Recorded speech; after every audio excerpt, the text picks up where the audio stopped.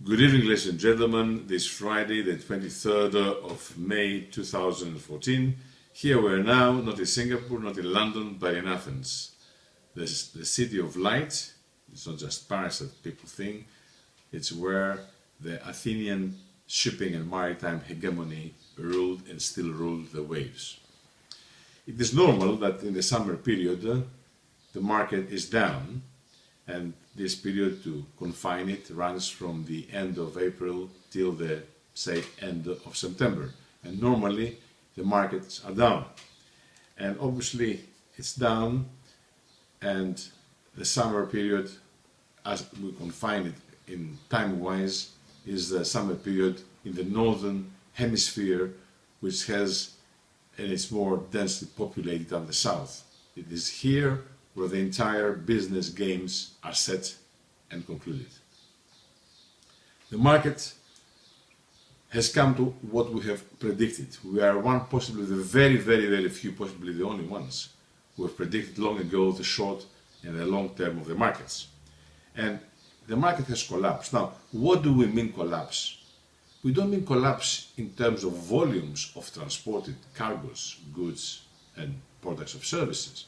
We mean it has collapsed earning-wise, and we'll come to these figures and be exact later on at the end of this report. This is our 19th overview recapitulation of the markets for Allaboutshipping.co.uk, and this is John FARACLAS, as we said earlier on, from Athens. The BDI closed down 2 points yesterday, the 22nd of May. It was 964 today, which is 63 points down from last week's close. It was just above the 1,000 points at 1,027, suggesting there is not strength to remain above the 1,000 point mark. Overall, this is 1,263 points, down from the 2,227 points of the end of December 2013, which is precisely 56.9% down. We repeat this for the newcomers and the new viewers of this site to understand, and for the others to reconsider their plans and what is going on.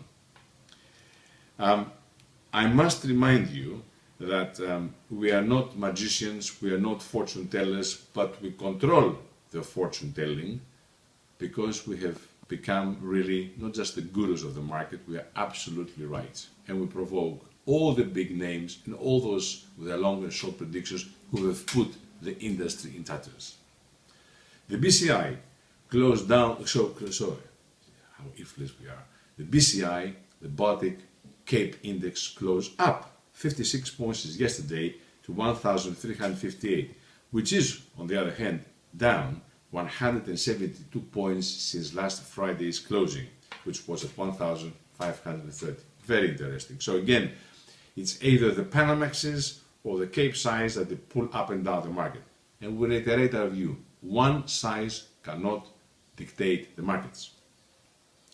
The Baltic now Panama Index was down 27 points since yesterday, the 22nd, which is also 33 points down since last week's 899 points, still under the 1,000 points mark. So this is a bit of, an issue which is important. We are standing now with the BCI, with the BPI at 1,001 points. Try to see this on reflection, 1001. It's a bit of a paradox in mathematics, if you like it. The BSI at 866. 33 points down since last week's 899, again under the 1,000 points. The BHI remained flat at 808 points, but it's also 5 points down since last Friday closing of 485 points. Coming to the wets, well, here we have the Baltic Dirty Dry Index plus, and it closed at 684 points, 28 points since last week. These 15 points overnight, let's call it, it was a good sign. The BCTI was down to 2 points since yesterday at 535, again 3 points up from last week closing. Interesting levels. We still wait and see the energy game and how sane, and the climate. coupled with geopolitics, affect these trades and conversely the indexes. The box trade remains at the same levels. Now, at the preamble of this opening, we told you that we're going to give you precise figures of how the market stands, just to shake your heads and realize where we all stand.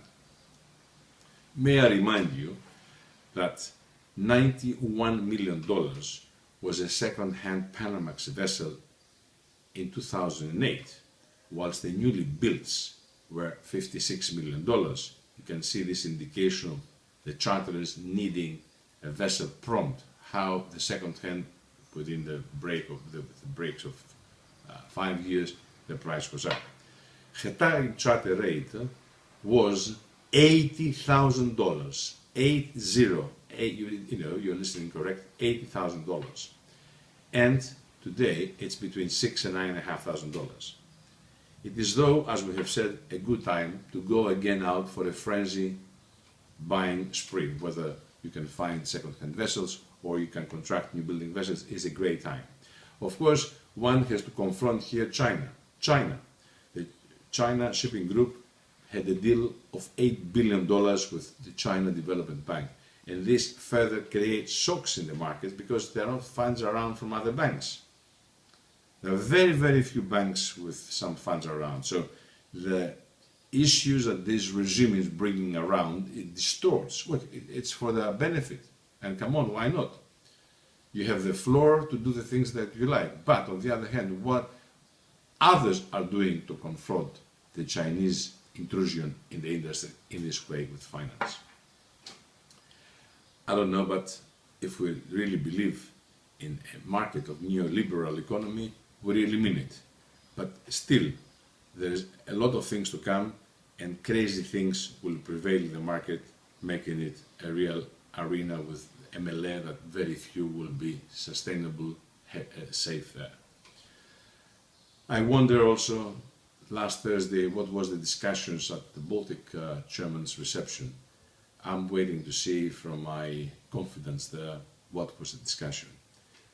Now, election is the name of the game these days. Ukraine has elections, and we hope that everybody will, honor the election result there, and Putin will also follow suit. He has already said that he will respect the result there.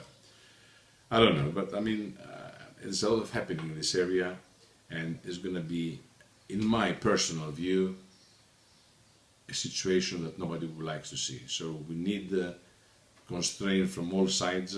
We should know which lines we have to cross over. South China Sea, things don't go either well over there. And on top of this, you have to add the Malaysian flight MH370. And, I'm afraid that if the whole truth comes out, it's going to be hell there. We are carefully watching what is being said, from who has been said. You have former prime ministers in the region there saying the long and short, but I can assure you that when the whole truth comes out, it is going to be hell. Okay? Defending geopolitical interest is one thing, okay? But making grave mistakes and not admitting same, you can throw overboard everything, and as we stand in that region there. You know that Nemesis has twists and turns, and those who don't realize this, they better read not history, but the historic facts and what happened to those that were very arrogant and tried to dominate the world. They lost everything, even their own lives. In Europe also, the elections are underway, and you heard us 2 days ago live from Brussels airport. Brussels, the capital of Europe.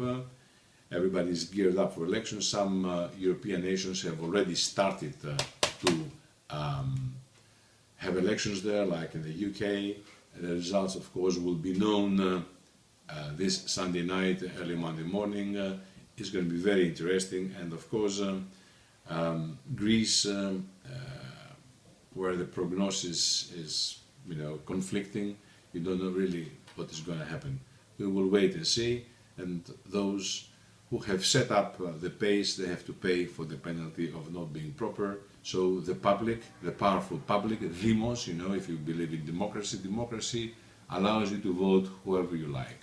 So today, with the means of communications, the public, the populo, unfortunately as it used to be called, will dominate these elections too. So those who have done the wrong things, they will have to pay heavy penalties. And we would like to mention here, we would like to see a continuation of the trials of those who embezzled money in Greece, and in particular our interest in the shipping industry, whether that was for merchant ships or for naval ships. The shipyards were those who have suffered out of actions of people, at best culprits, at best the term we have called them business hooligans, whoever they are, okay, including their political backers. Posidonia, 2014, is just a few days away from us. We hope that again the world will be here en masse to honor the world's biggest maritime nation, the nation who suffers itself but offers business to everybody. And ladies and gentlemen, worldwide that you hear us, isn't it strange, isn't an oxymoron that everybody comes to Greece to get the good interest and the advantages of Greek shipping? Why the Greeks to go and build all their tonnage abroad and not even build a modest 5% in their shipyards? Repair more ships, create issues that will bring to the construction of factories to make main engine, auxiliary engines and many other equipment. This is important. But we welcome everybody here, and we are very pleased that they honor us from all over the world. Is the United Nations Shipping Exhibition and Conference. There are many interesting conferences taking place from Capital Link, from Marine Forum, from Trade Winds, you name it. It's going to be the event of events like it happens every 2 years. Until then, we wish you a nice weekend, a long weekend, particularly to our friends in London that they have a bank holiday on Monday. All the very best. This is John FARACLAS from Allaboutshipping.co.uk. Over and out.